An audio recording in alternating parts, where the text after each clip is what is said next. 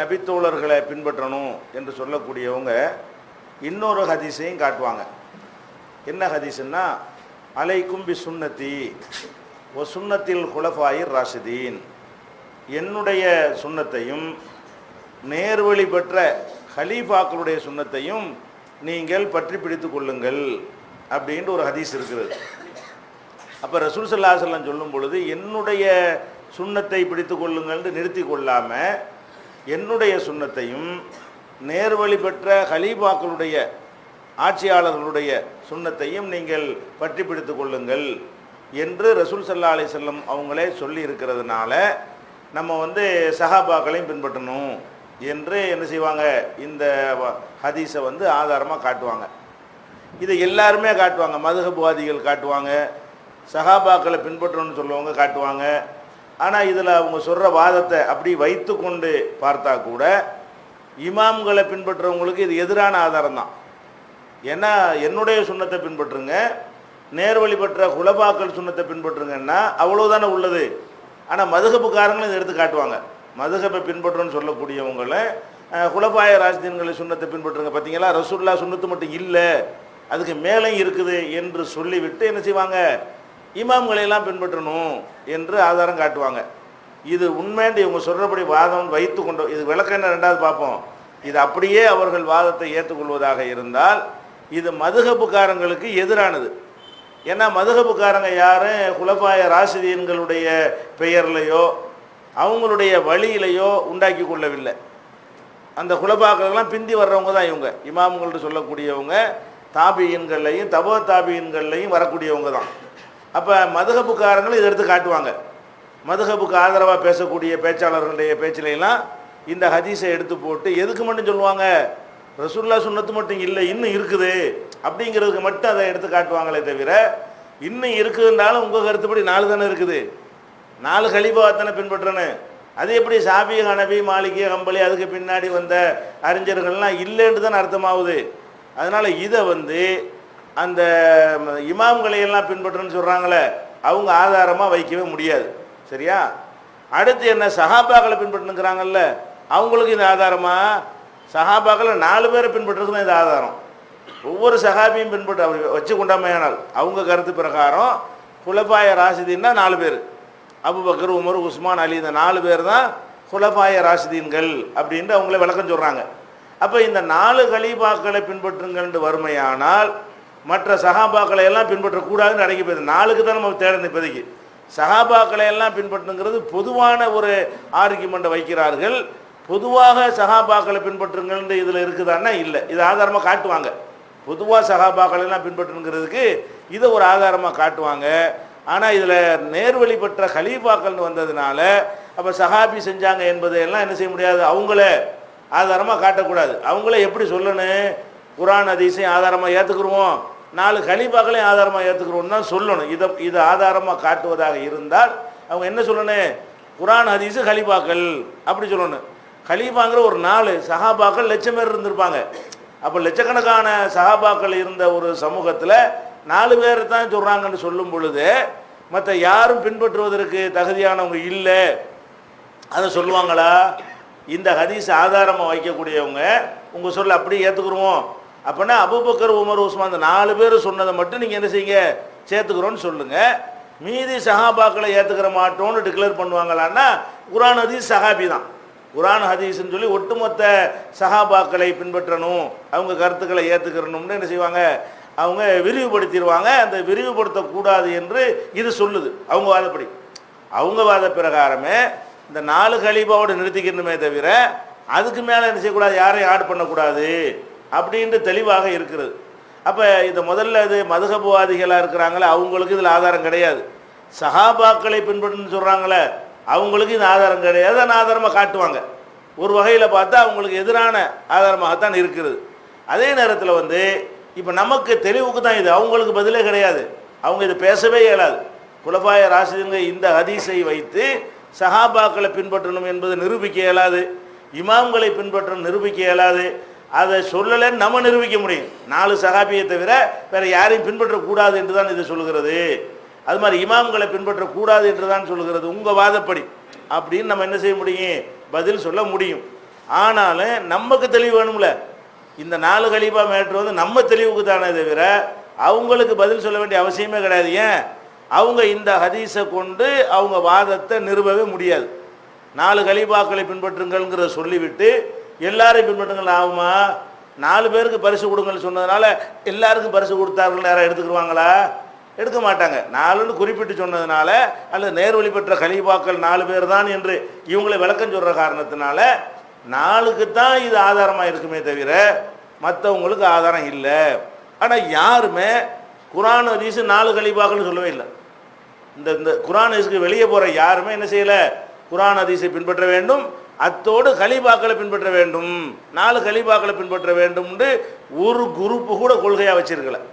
ஒரு குரூப்பு கூட இந்த ஹதீஸை ஆதாரமாக வைக்கிற குரூப்பு கூட அதில் ஒரு பிரிவு கூட சஹாபாக்கள் எல்லாத்தையும் ஏற்றுக்கிற வேண்டியதில்லை, நான் 4 பேரை கண்டிப்பாக ஏற்றுக்கிறேன்னு என்று சொல்லக்கூடிய ஒரு குரூப் இருக்காங்களா? இல்லை.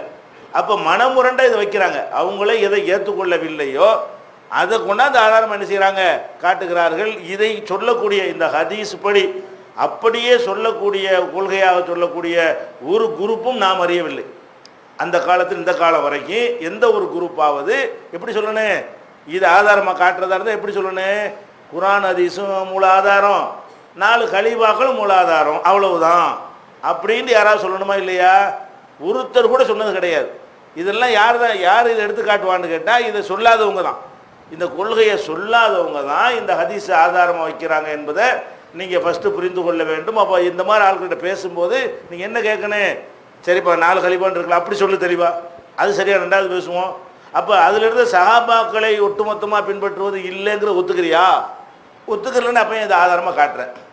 நீ எதை ஆதாரமாக காட்டி அதை நீ ஒத்துக்கிறணும்ல முதல்ல.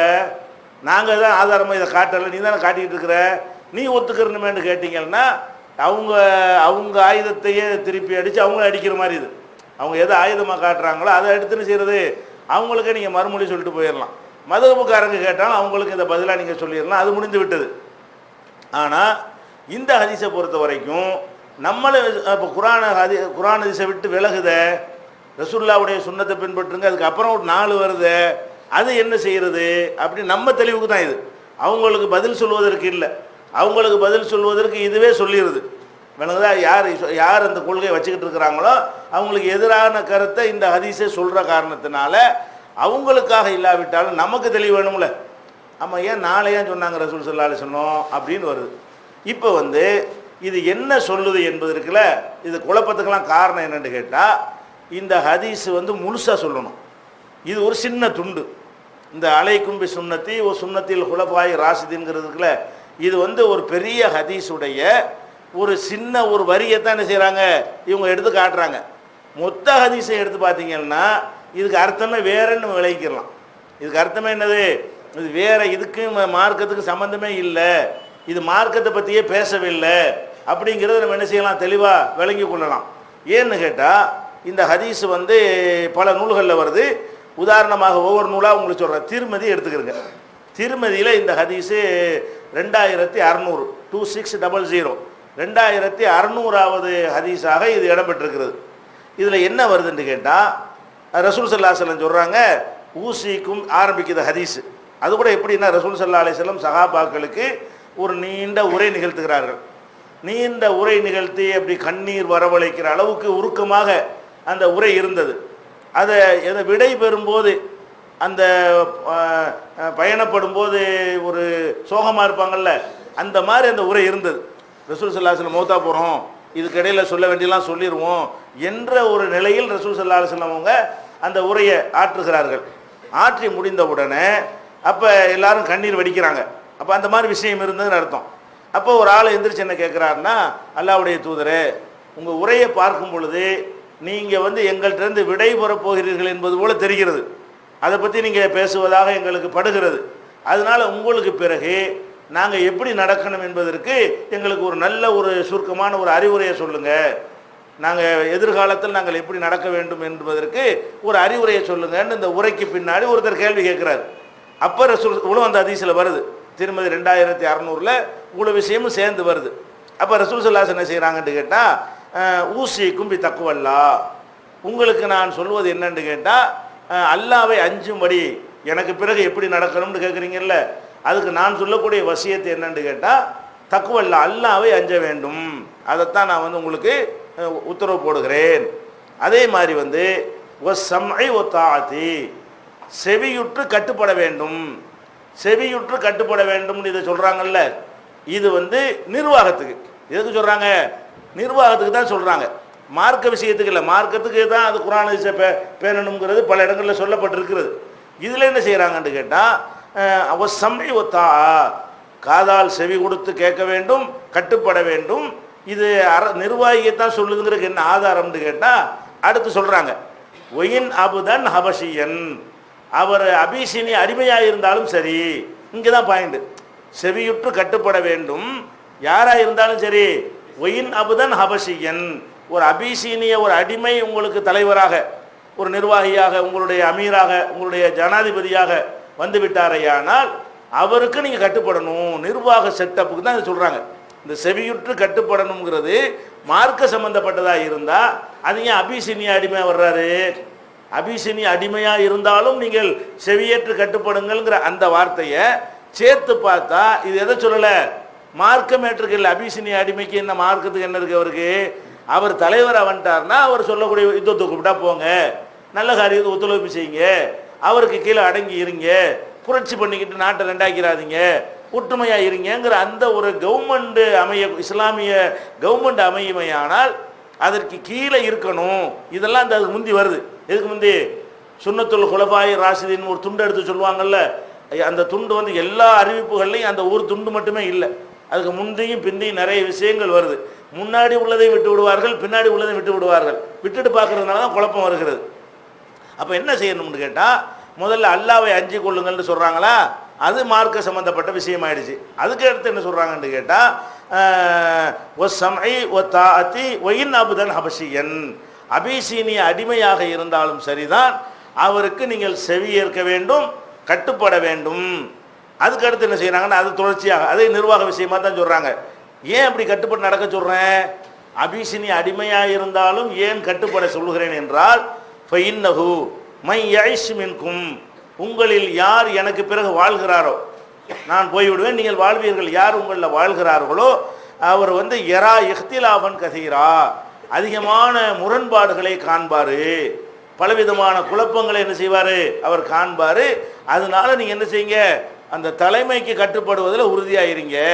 அது அபிசீனிய அடிமையாக இருந்தாலும் என்ன செய்யுங்க, இந்த அடிமையை பொதுவாக ஏற்றுக்கிற மாட்டாங்க அந்த மக்கள்.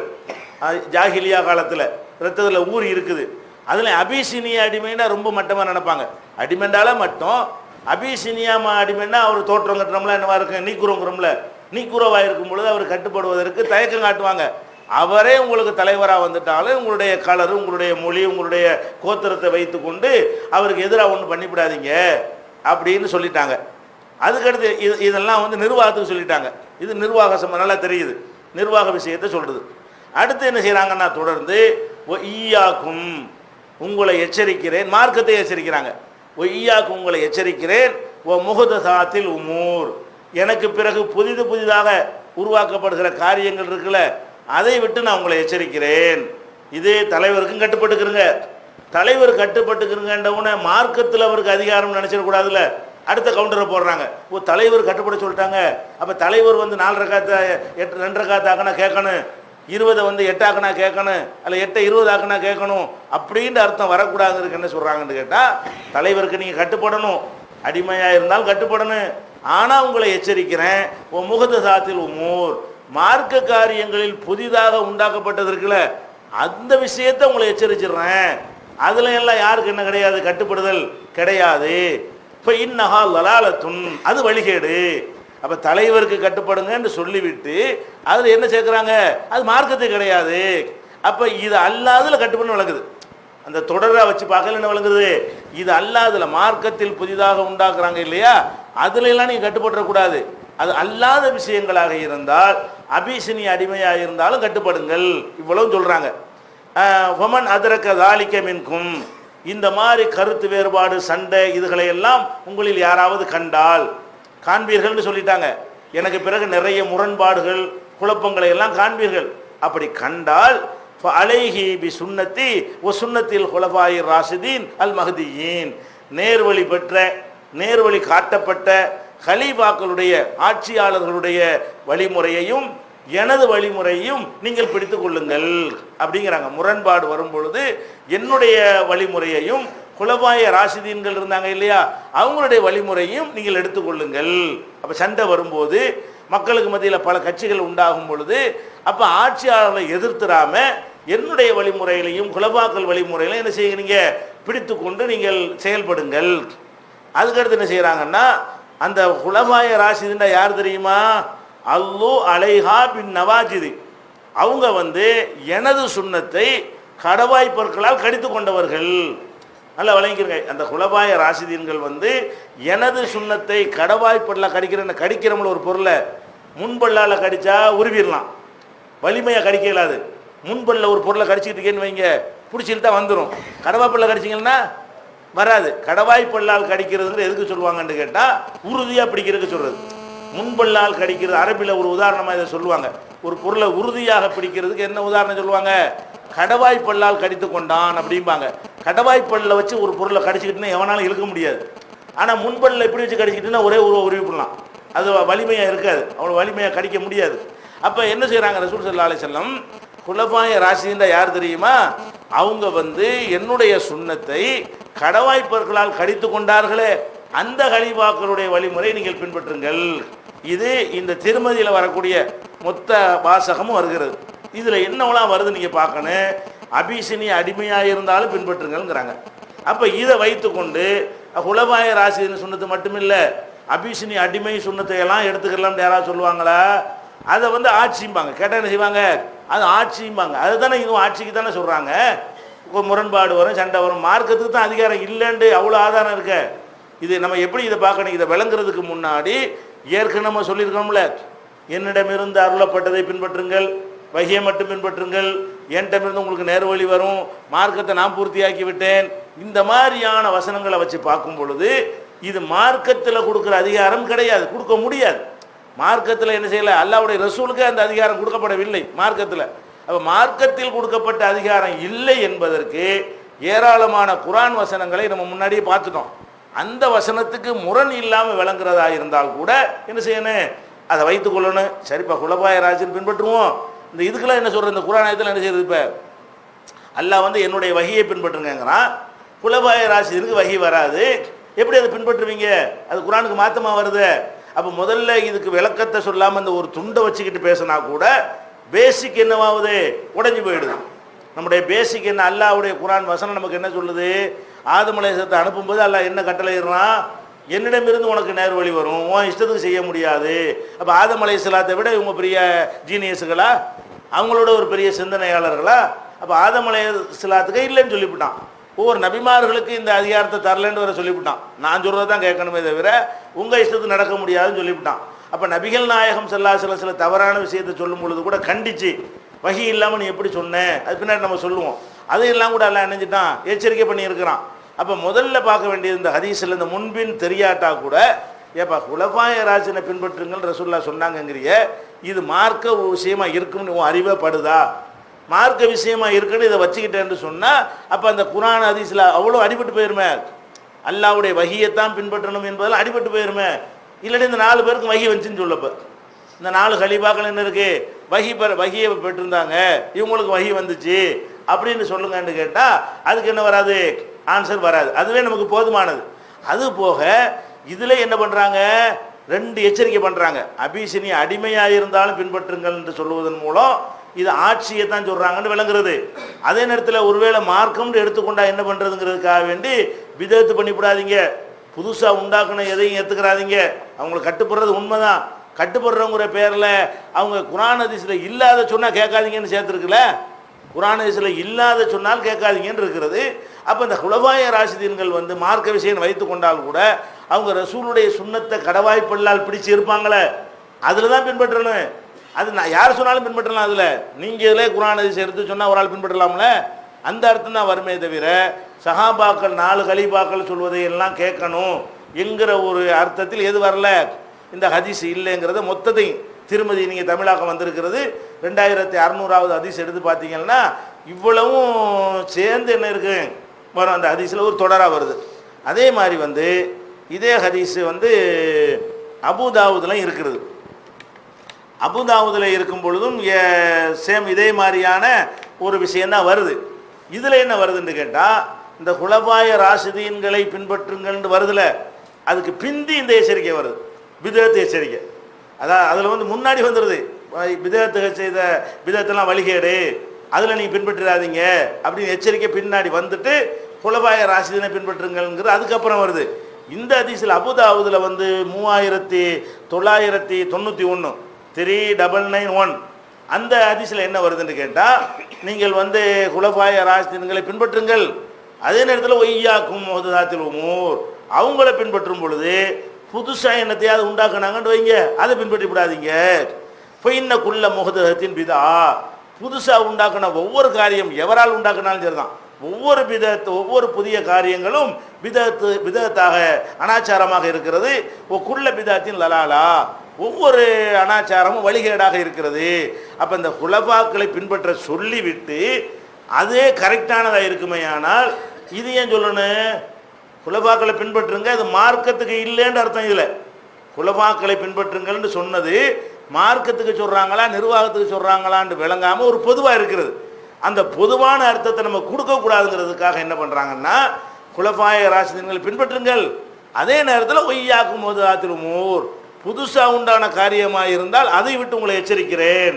அது குலபா உண்டாக்குனாலும் சரிதான், குலபாய ராஷிதீன் உண்டாக்குனாலும் சரிதான். என்ன செய்கிறேன்? புதுசாக உண்டாக்கப்பட்ட காரியங்களை விட்டு எச்சரிக்கிறேன். அது வந்து பிதஅத்து, அந்த பிதஅத்து எல்லாம் வழிகேடு அப்படின்னு சொல்லி இந்த அப்போ ஹலீஃபாக்களை பின்பற்றுங்கள்னு சொன்ன பிறகு இதையும் சேர்த்து சொல்கிறாங்க.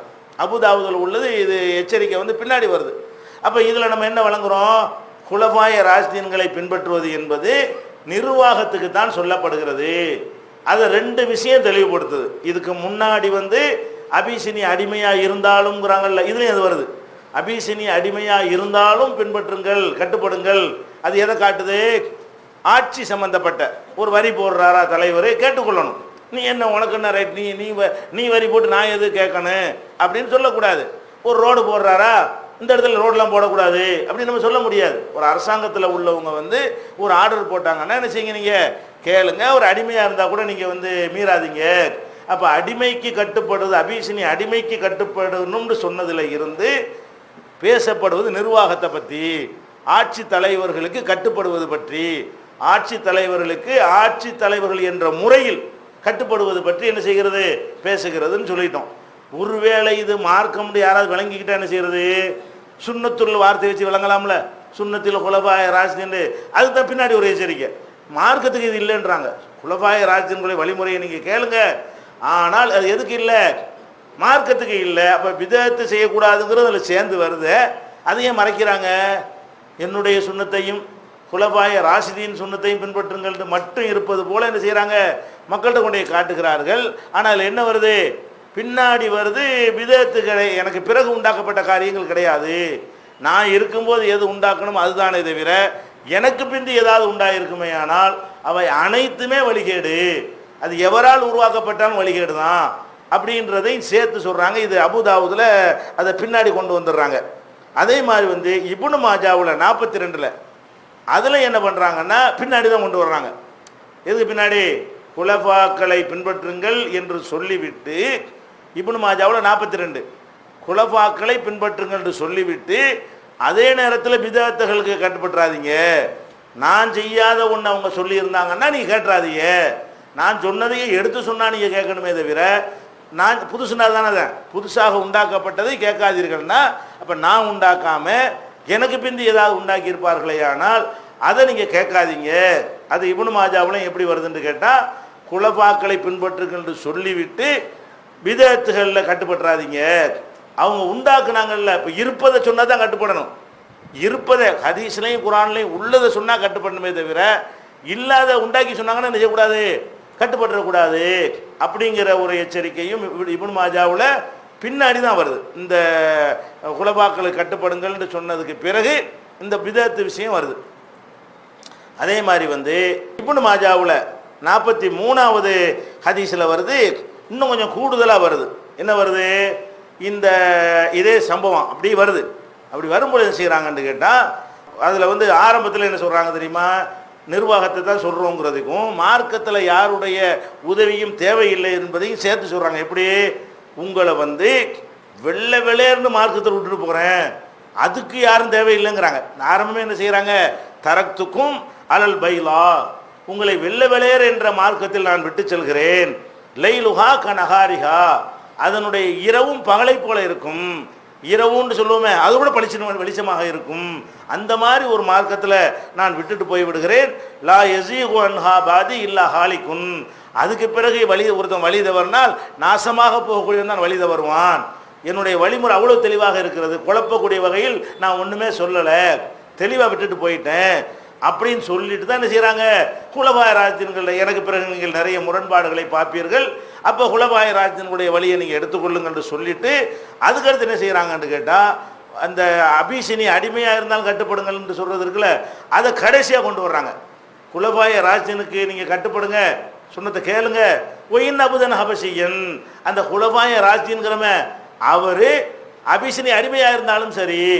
அப்போ இந்த குலபாய ராஜ்யன்னு சொன்னது 4 கலிபாக்களுக்கெல்லாம் கிடையாது.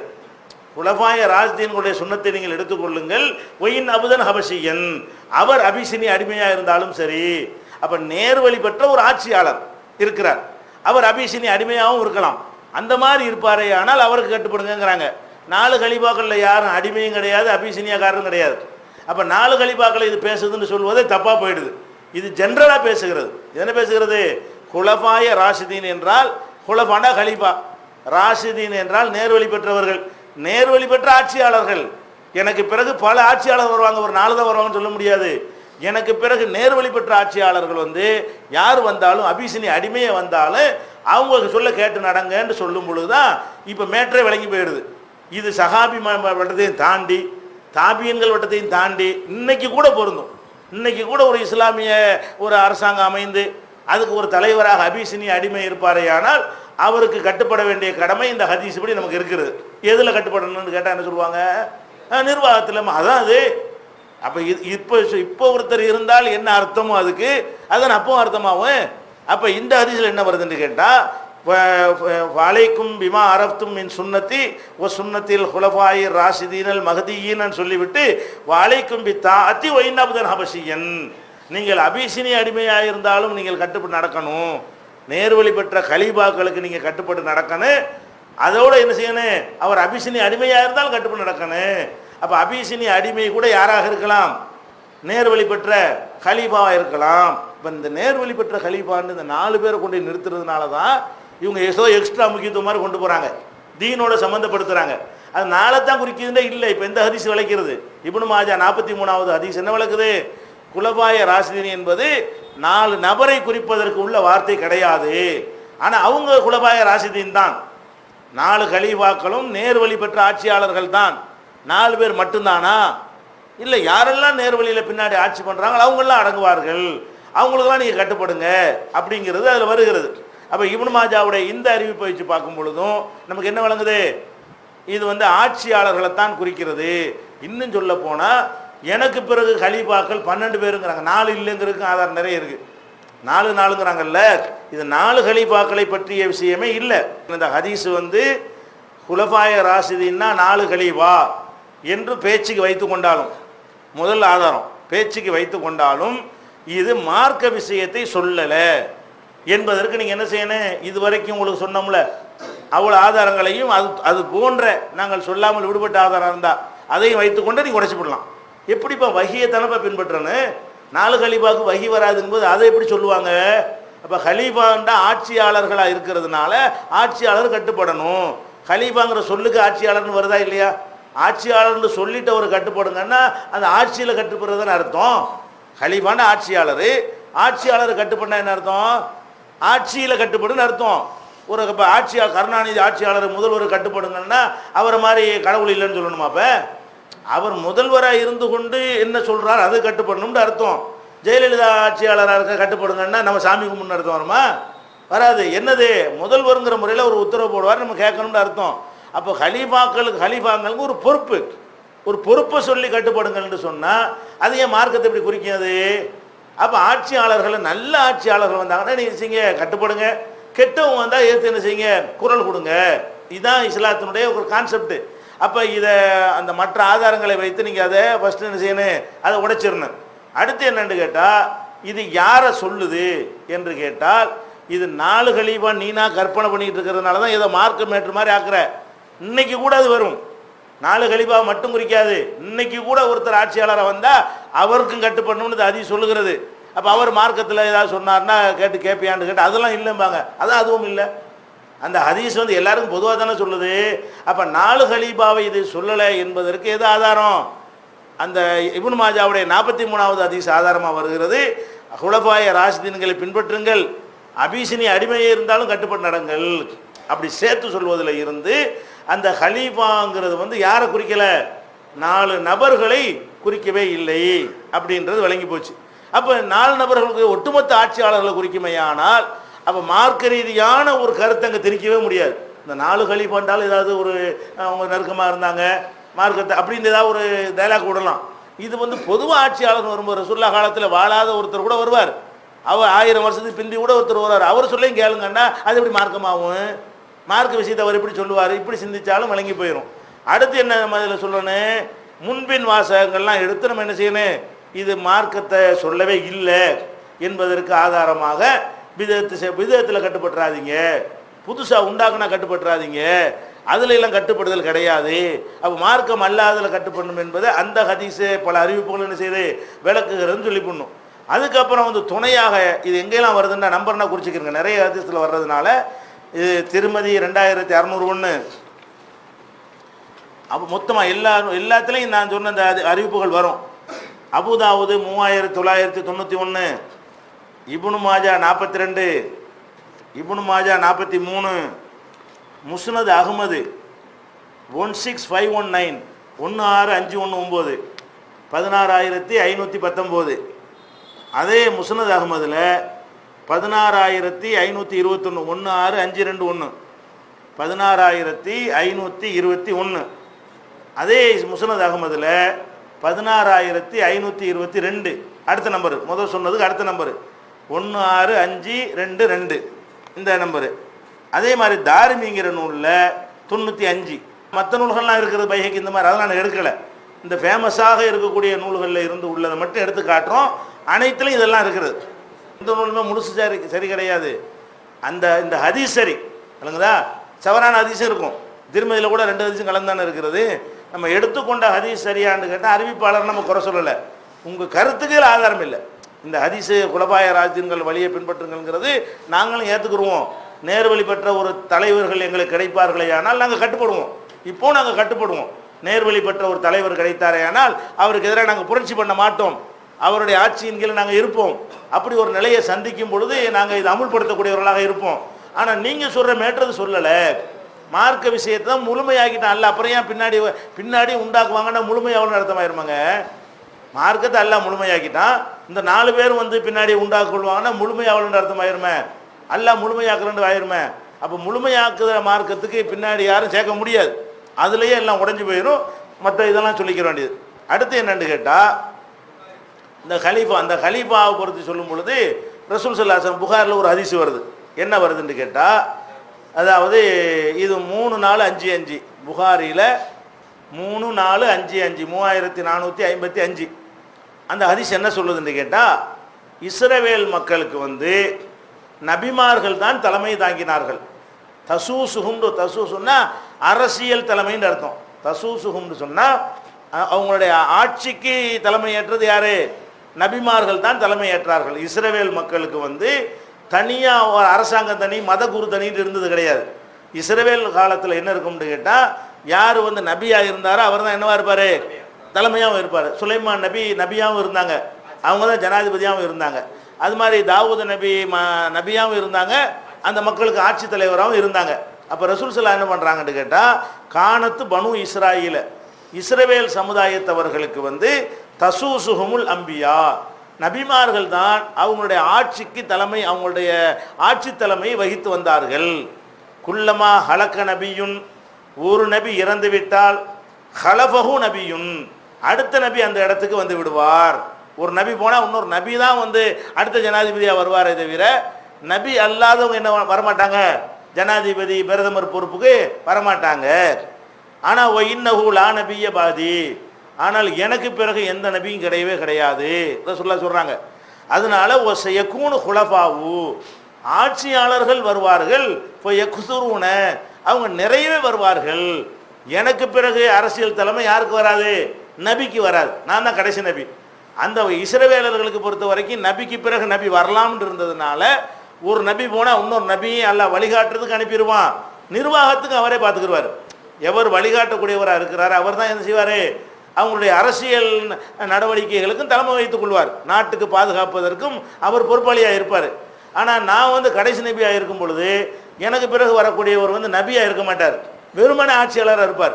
அப்போ இது எதுக்கு சொல்கிறாங்க? ஆட்சிக்கு தான் சொல்கிறாங்க. சொல்லிட்டு யகூனு குலஃபா, எனக்கு பிறகு ஹலீஃபாக்கள் உண்டாவார்கள், யக்ஸுரூன, அவர்கள் நிறைய வருவார்கள். அப்போ இந்த ஹலீஃபாங்கிறது இந்த நாளை தான் சொல்லுதுங்கிறதே ஒரு சும்மா சொல்லக்கூடிய ஒரு வாசனை. இது ஹலீஃபாக்கள் எவ்வளோ வருவாங்களா? யக்ஸுரூன, நிறைய வருவார்கள். அப்போ நிறைய என்று சொன்னாலே ஒரு அன்லிமிட்டு தான், அது ஒரு லிமிட்டு உள்ளது இல்லை. ஒரு 4 பேர் தான் வருவார்கள்ங்கிறது நிறைய வருவார்கள் யாருமே சொல்ல மாட்டோம். நம்ம ஒரு 4 பேர் தான் பிந்தி வருவார்கள் என்று இருந்தால் நம்ம 4 வருவார்கள்னு சொல்லிவிடலாம். 5னா 5ன்னு சொல்லிவிடுவாங்க, 3னா 3ன்னு சொல்லிடுவாங்க.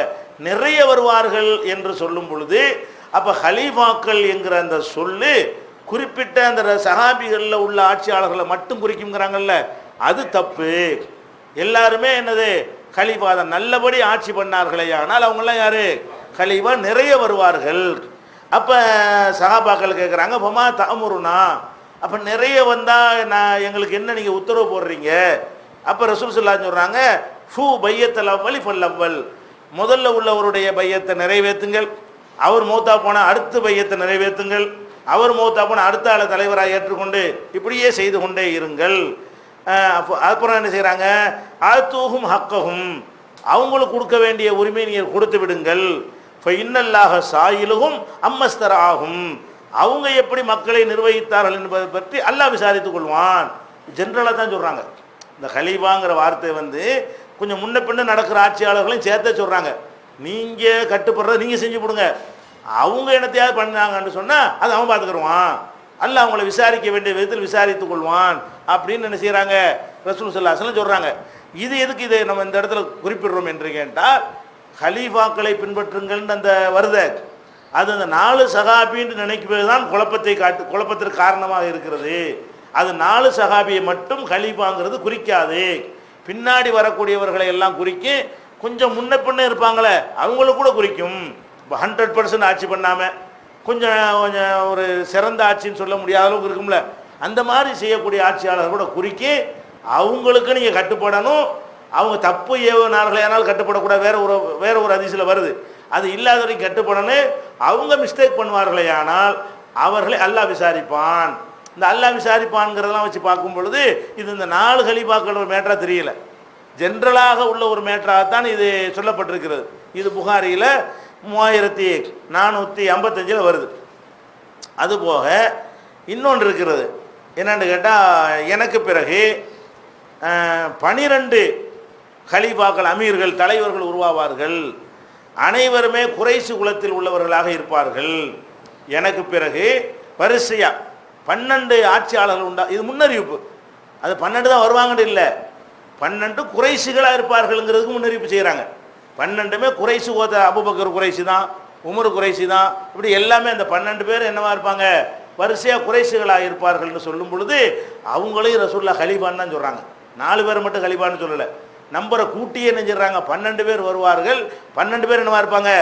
ஹலீஃபாவாக இருப்பார்கள்ங்கிறது எங்கே இருக்குன்னு கேட்டால் முஸ்லீமில் 3393. இது அந்த கம்ப்யூட்டரில் உள்ள சாஃப்ட்வேரில் உள்ள நம்பரு. இவங்க தமிழில் போட்டிருக்காங்கல்ல, அதில் கொஞ்சம் முன்ன பின்ன வித்தியாசம் வரும். இதில் என்ன இருக்குன்னு கேட்டால் இப்படி தெளிவாக வருது பாருங்களேன்.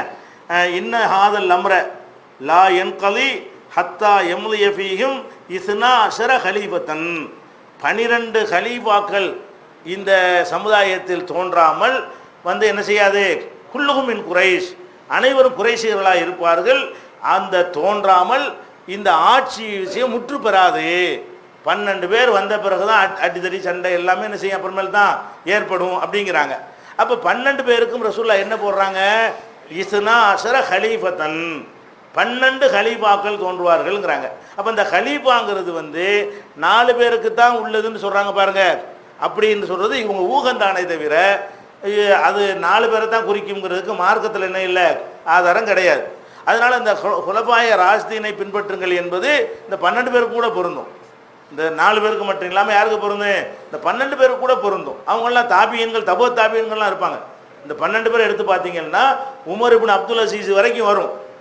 உமர் இப்னு அப்துல் அசீஸில் தான் 12வது அவர் தான் வர்றாரு. அப்போ உமர் இப்னு அப்துல் அசீஸ் வரைக்கும் வரக்கூடிய ஆட்சியாளர்கள் என்ன செய்கிறாங்க, குறிப்பிடுறாங்க. அவ்வளோ 12 பேரும் குறைஷா இருந்தாங்க. ஆனால் நீங்கள் பார்த்தீங்கன்னா இந்த 12ல் அந்த 4 கடைசியாக வந்து உமர் இப்னு அப்துல் அசீஸை தவிர நடுவில் உள்ள பார்த்தீங்கன்னா அவ்வளோ கரப்டு தான். வணங்குதா, ஷிர்க்கு அந்த மாதிரி லெவலுக்கு போகாட்டாலும் அது கரப்டான ஆட்சி தான். அவங்க ஆட்சிலாம் என்னவா இருந்துச்சு, அது வந்து ஒரு பரிசுத்தமான ஆட்சின்னு சொல்ல முடியாது. அப்போ 4 கலீஃபாக்கள்னு சொல்கிறோமே, அவங்களுக்கு கடைசியாக வந்த உமர் இப்னு அப்துல் அசீஸுக்கும் நடுவில் உள்ள 5 போனால் எவ்வளோ ஆச்சு, 7, மீதி 7 இருக்காங்க நடுவில். அந்த 7 பேர் எடுத்துக்கிட்டிங்கன்னா அவங்க பர்ஃபெக்டான ஆட்சி நடத்தினாங்கன்னா நடத்தவே கிடையாது. ஆனால் அவங்களே கலீஃபாங்கிறாங்க. அவங்களே ரசூலுல்லாஹ் என்ன செய்கிறாங்க, குறைஷ் கூட்டத்தில் வருவாங்க, கலீஃபாங்கிறாங்க. அப்போ அவங்க ஆட்சியில் கூட கரெக்டான விஷயங்களை சொன்னால் கட்டுப்படுத்தானே வேணும், அதுதான் சொல்கிறாங்க. அதையும் நீங்கள் விளங்கிக்கிறது. இது முஸ்லீமில் இருக்கிறது. அதே முஸ்லீமில் வந்து 3393, 3394, 3395, 3396, 3397 சின்ன சின்ன வார்த்தைகள் வித்தியாசமாக இருக்கும். அந்த ஹதீஸ் தான், அந்த கருத்து தான் இது முஸ்லீமில் வருகிறது. அப்போ இதை வச்சு நம்ம என்ன செய்கிறோன்னு கேட்டால் வந்து ஹலீஃபாங்கிற நேர்வழி பெற்ற ஹலீஃபாக்களை பின்பற்றுங்கள் என்பது 4 சஹாபாக்களை முக்கியத்துவப்படுத்தி அவங்க மார்க்கத்துக்கு ரொம்ப அறிந்தவர்கள் என்கிற அர்த்தத்தில் சொல்லப்பட்டது இல்லை. அரசாங்கத்துடைய அதிகாரம் அவங்க கையில் இருக்கிற காரணத்தினால் அவங்களுக்கு நீங்கள் கட்டுப்படுங்கள் என்று சொல்லப்பட்டது. இது 4க்கு மட்டும் பொருந்தாது, நிறைய பேருக்கு பொருந்தும் அப்படின்னு விளங்கி கொண்டோமே. ஆனால் இது ஒரு பெரிய ஆதாரமாக என்ன செய்யாது, வராது. அடுத்து என்னன்னு கேட்டால் அந்த 12 பேர் கூட லிஸ்ட்லாம் கூட இருக்கிறது. 12 பேர் எடுத்துக்கிட்டிங்கன்னா அதாவது Abdullah ibn Zubair, Abdul Malik ibn Marwan, Walid ibn Abdul Malik, Sulaiman bin Abdul Malik, Umar ibn Abdul Aziz, அப்புறம் Yazid ibn Abdul Malik, Hisham ibn Abdul Malik, Walid ibn Yazid ibn Abdul Malik. இந்த இவ்வளோ பேர் Umar ibn Abdul Aziz நடுவுலாம் வர்றாரு. அவருக்கு கீழே 4 பேர் வர்றாங்க, அவருக்கு பின்னாடி 4 பேர் வர்றாங்க. இவங்களெல்லாம் கரெக்டாக ஆட்சி பண்ணாங்களான்னு கேட்டால் இப்போ இருக்கிற ஹொசனி முபாரக்கு இவங்களோட ஒப்பிட்டா கொஞ்சம் நல்ல ஆட்கள் சொல்லலாமே தவிர அவங்களோட ஒப்பிட்டா நல்ல ஆட்களா, இந்த 12 ஆட்கள் எடுத்துக்கிட்டோமே. ஆனால் இப்போ முஸ்லீம் நாடுகள் இருக்காங்களே இவங்களை விட நல்ல ஆட்கள்னு சொல்லலாமே தவிர அபூபக்கருக்கு சமமாகவோ அதுக்கு நெருக்கமானவர்கள் என்றோ உமர் அவங்களுக்கு சமமானு சொல்ல முடியாது. நிறைய அவங்க ஜும்மாவே மாற்றிருக்கிறாங்க. அபு செய்து சட்டையை பிடிச்சி இழுத்துருக்கிறாரு, அவங்கெல்லாம் வர்றாங்க அதில். அந்த மாதிரியெல்லாம் இருக்கிறதுனால இது வந்து கலீஃபாங்கிறது அதை குறிக்காது அப்படின்னு விளங்கிக்கிறணும். இன்னொரு ஹதீஸ் இது ஒன்றாச்சா, இன்னொரு ஹதீஸை காட்டுவாங்க. இதுவும் சரியான ஹதீஸ் தான். இது என்ன ஹதீஸ்ன்னு சொன்னால் திருமதியில் வரக்கூடிய இந்த ஹதீஸில் எல்லாம் குழப்பமெல்லாம் தெளிவாயிடுச்சா. 4 கலீஃபாக்கள்ங்கிற மேட்ரு விஷயம் தெளிவாயிடுச்சு. அடுத்து என்ன வருதுன்னு கேட்டால் திருமதியில் 3595 இதில் என்ன வருதுன்னு கேட்டால் இக்ததோ நீங்கள் பின்பற்றுங்கள், பில்லதைனி மிம்பாதி எனக்கு பிறகு வருகிற 2 பேரை நீங்கள் பின்பற்றுங்கள், எனக்கு பிறகு வருகிற 2 பேரை பின்பற்றுங்கள். அவங்க யார், அபூபக்கரின் உமர். அவங்க யார் என்று கேட்டால் அபூபக்கர் உமர். இந்த அபூபக்கர் உமர் என்கிற 2 பேரை நீங்கள் என்ன செய்யுங்க, எனக்கு பிறகு பின்பற்றுங்கள் என்று ரசூல் ஸல்லல்லாஹு அலைஹி வஸல்லம் சொன்னார்கள். இது வந்து ஆதாரபூர்வமான ஹதீஸ். இந்த ஹதீஸ் என்ன இல்லை, அறிவிப்பாளர்கள் எல்லாம் குளர் கிடையாது. இது திருமதியில் வரக்கூடிய 3595 அதில் வருகிறது. அதே திருமதியில் வந்து 3596 அதுலேயும் வருகிறது. அதே திருமதியில் வந்து 3735 அதுலேயும் வருகிறது. இதே ஹதீஸு அதே திருமதியில் வந்து 3741 அதுலேயும் வருது. இதே ஹதீஸ் வந்து இப்னு மாஜாவில் 94 வருது. அதுக்கப்புறம் அஹ்மதில் 22161 22161 அதில் இருக்கிறது. இதே ஹதீஸ் வந்து 22189 அஹ்மது. இதே ஹதீஸ் வந்து அஹ்மதில் வந்து 22296. இதே ஹதீஸ் வந்து அஹ்மதில் 22328. இந்த ஃபேமஸான நூல்களில் உள்ளது மட்டும் உங்களுக்கு காட்டியிருக்கிறோம். மற்றபடி தாரகுத்தினி, பைஹக்கி அந்த மாதிரி நூல்கள்லாம் நிறைய இருக்கிறது. ரொம்ப அறிமுகமான நூல்கள் மக்கள்கிட்ட இருக்குது இல்லையா, அதுலேருந்து உள்ள விஷயங்களில் இந்த நூல்கள்லாம் இருக்குது.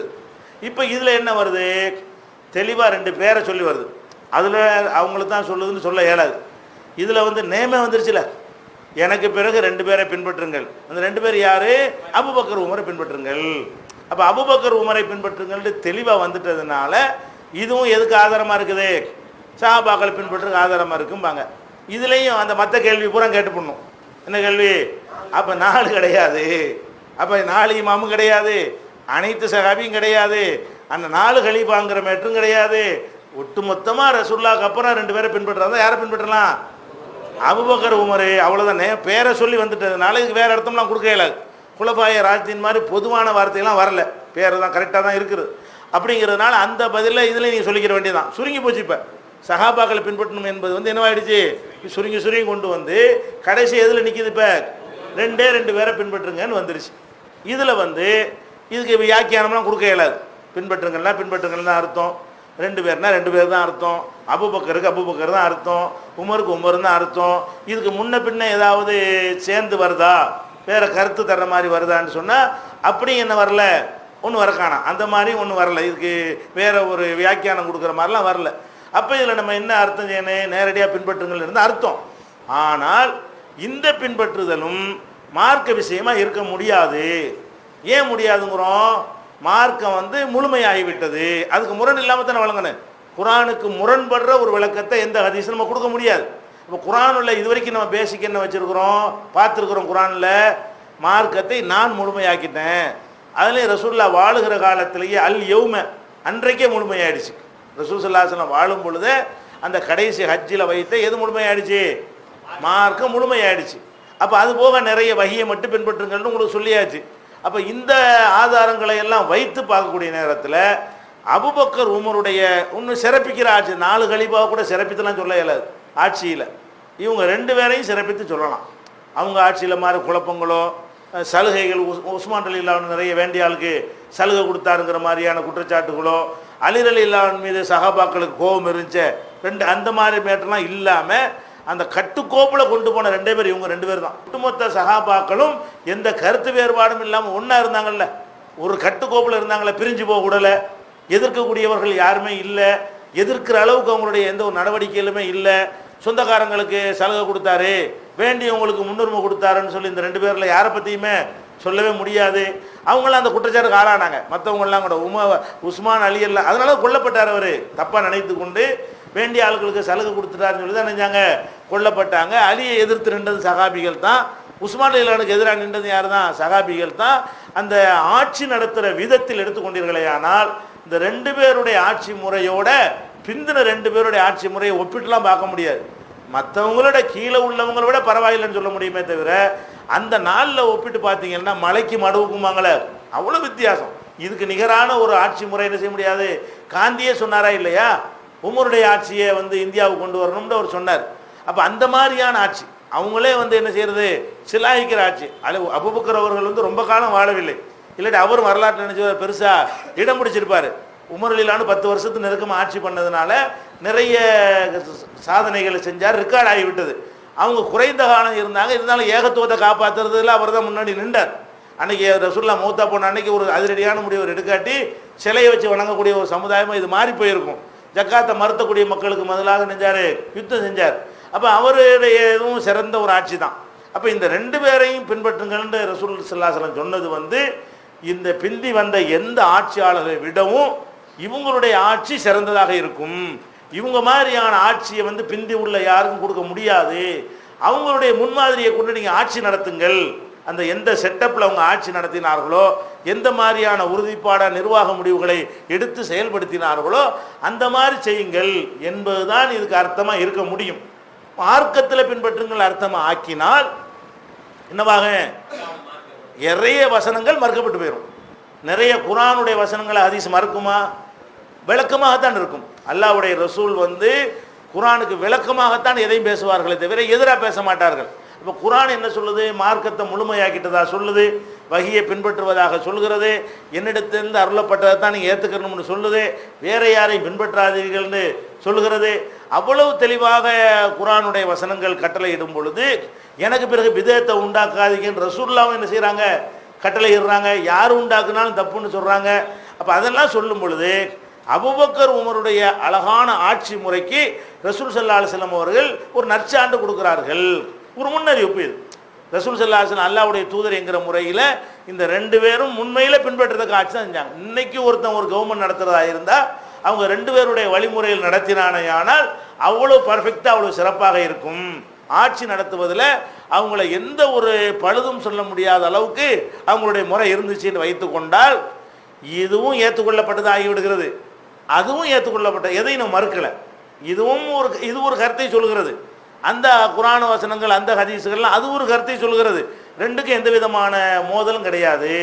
அது மார்க்க விஷயங்களில் யாரையும் பின்பற்றக்கூடாது என்று அது சொல்கிறது. நிர்வாக விஷயங்களில் ஒரு அழகான முன்மாதிரியாக இந்த ரெண்டு பேரும் இருந்தார்கள். அவங்க சொல்கிறபடி அபூபக்கர் உமர் தான் பின்பற்றணும் என்று சொல்வார்களே. ஆனால் நம்ம என்ன கேட்கணும், அப்போ மார்க்கம் முழுமையாச்சுங்கிறதுக்கு நீ அர்த்தம் சொல்லு. மார்க்கம் முழுமையாச்சின்னு இருக்குல்ல, அதுக்கு என்ன அர்த்தம் கொடுக்கலாம்? இதுக்கு இந்த அர்த்தம் கொடுத்துட்டேன்னு சொன்னால் அதை அழிச்சிடுறதா, அல்லது எனக்கு பிறகு எந்த விதத்தையும் உண்டாக்கிறாதீங்கன்னாங்களே, அதுக்கு என்ன அர்த்தம் கொடுக்கலாம்? இவங்க சொல்லக்கூடியதெல்லாம் மார்க்கத்தில் ஏற்றுக்கலாம்னு கேட்டால் ரசூலுல்லாஹ்க்கு பிந்தி தானே உண்டாகுது. அப்போ இவங்க ரெண்டு பேரும் பிந்தி உள்ள ஆளுக தானே. இவங்க எதை உண்டாக்கினாலும் ரசூலுல்லாஹ்க்கு பிந்தி தானே உண்டாகுது. அதை ஏற்றுக்கலாம்னு சொன்னீங்கன்னா எல்லா விதத்தையும் வழிகேடுனாங்களோ அதுக்கு அர்த்தம் சொல்லும் முதல்ல. இப்படின்னு அந்த ஆதாரங்களை எடுத்து போட்டோம்னு சொன்னால் அதுக்கு முரண் இல்லாத வகையில் இதுக்கு விளக்கம் சொல்ல இயலாது. நம்ம எப்போவுமே எப்படி விளங்கணும், சரியான ஹதீஸ் என்று வந்து விடுமையானால் இதையும் ஏற்றுக்கணும் அதையும் ஏற்றுக்கணும், இதையும் மறுத்துடக்கூடாது அதையும் மறுத்துடக்கூடாது. அப்போ ரெண்டையும் ஏற்கக்கூடிய விளக்கம் என்ன, இது மார்க்க விஷயத்துக்கு உள்ள விஷயம். இவங்க ரெண்டு பேரும் ஜனாதிபதியாக இருந்திருக்கிறாங்க, ஆட்சியாளர்களாக இருந்திருக்கிறாங்க, அவங்க ரெண்டு பேரையும் நீங்கள் ஃபாலோ பண்ணுங்கள் என்பது அவங்க ஆட்சிக்கு வருவார்கள் என்பதற்கும் சிறந்த ஆட்சியை நடத்துவார்கள் என்பதற்கு ஒரு முன்னறிவிப்பாக இருக்கிறது. இப்போ எதுவுமே மோதல் இல்லை, மார்க்கத்துக்கு எந்த விதமான கேடும் இல்லை, எல்லாமே ஃபாலோ பண்ணக்கூடியதாகவும் இந்த ரெண்டு பேரை மதிக்கக்கூடியதாகவும், இந்த ரெண்டு பேருடைய மதிப்பை சொல்கிறதுக்கு தான் ரசூலுல்லாஹ் இதை புகழ்கிறாங்க. அதையும் நம்ம மறுக்கலை. இந்த ரெண்டு பேருடைய ஆட்சிக்கு நிகராக யாரும் ஆட்சி செய்யலை என்கிற வகையில் அது பொருந்தி போகிறது. இதை நம்ம விளங்கிக் கொள்ள வேண்டும். அடுத்து என்ன, இது ஒரு மேட்ராச்சா. இதெல்லாம் சொல்லும்போது என்ன செய்வாங்கன்னு கேட்டால், சஹாபாக்கள் இருக்காங்க இல்லையா, அவங்க ரசூலுல்லாஹ்வோட காலத்தில் வாழ்கிறாங்க, ரசூலுல்லாஹ்வை நேரடியாக பார்க்குறாங்க. அந்த மாதிரி உள்ளவங்களுக்கு மார்க்கத்தை நல்லா விளங்கும். ஒரு விளக்கம் சொல்வதாக இருந்தால் கூட சஹாபாக்கள் சொந்தமாகலாம் எதுவும் சொல்ல மாட்டாங்க, விளக்கம் தான் சொல்லுவாங்க. அந்த விளக்கம் நம்ம சொல்கிற விளக்கத்தை விட அவங்க சொல்லுகிற விளக்கம் என்னவா இருக்கு, சிறந்ததாக இருக்கும். இதெல்லாம் சொன்னோன்னே அதுக்கு உங்களுக்கு பதில் தருவாங்க. எப்படி சஹாபாக்கள் அவங்க உண்டாக்கிய சொல்கிறாங்க, ரசூலுல்லாஹ் கண்ணால் பார்க்குறாங்க, பார்த்து அதுக்கு இதுதான் அர்த்தமாக இருக்கும்னு அந்த காலத்தில் வாழ்ந்தவங்களுக்கு புரியும், பின்னாடி வந்த காலத்தில் உள்ளவங்களுக்கு அது புரியாது. அப்போ புரிந்த விளக்கத்தை சொல்கிறார்கள். ரசூலுல்லாஹ்வோட வாழ்ந்த, இப்போ நான் ஒரு வார்த்தை சொல்கிறேன்னு வைங்களேன், என்னோட பழகினவர்களுக்கு அந்த வார்த்தையுடைய கரெக்டான அர்த்தம் தெரியும், பழகாதவர்கள் அந்த வார்த்தையை கரெக்டாக புரிஞ்சு கொள்ள மாட்டார்கள். சில வார்த்தைகளை பொதுவாக புரிந்து கொள்கிற வார்த்தையை புரிந்து கொள்வார்கள், சில வார்த்தைகள் என்ன செய்ய மாட்டாங்க, ஒருத்தரோட நெருங்கி பழகுற ஆளுக்கு தான் அந்த இவர் இந்த அர்த்தத்தில் இதை சொல்கிறாரு, இந்த நோக்கத்தில் இதை சொல்கிறாரு அப்படின்னு விளங்கி கொள்வார்கள்.